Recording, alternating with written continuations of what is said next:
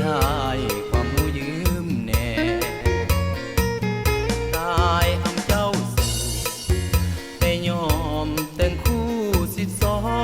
นความหูอันเยอันก่อนอีเบื่อนรับการศึกษา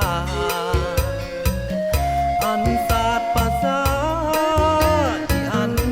ก้าวหน้าต่อยออำเมอไต่เล่าลือหลอก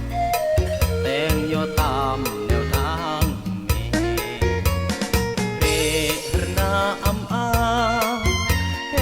มบาดาเบาเยือเยือพักลัดบางอำปลาปลอยอัตราตาย800,000 กับ500อันแอมใจย้อยว่าเงินมันกี่อำโลอาชีพคู่ยืมสวดจะปึ้มยางยอยาเลตายอำคืดงอเพื่อย่ออันทันมงซ้อนที่ถูกนำมือก็แต่งยอพอล้ออำเจ้าสู่อันแหมสนใจเรื่องกูได้ตายมือคู่จีอำผิดหวังอันแหมสนใจเรื่องกูได้ตายมือคู่จีอำผิดหวั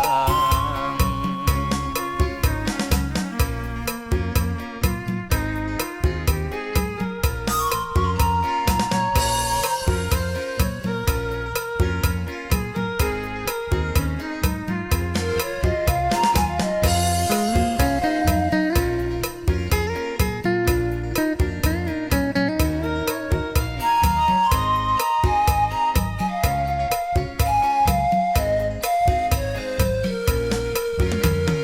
เรนาอำอา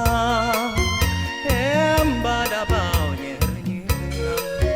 พักลัดบางอำปลาปลอยอัตราตาย800,000 กับ500อันแอมใจย้อยว่าเงินมันกี่อำโลอาชีพคู่ยืมสวดจะปึ้มยาง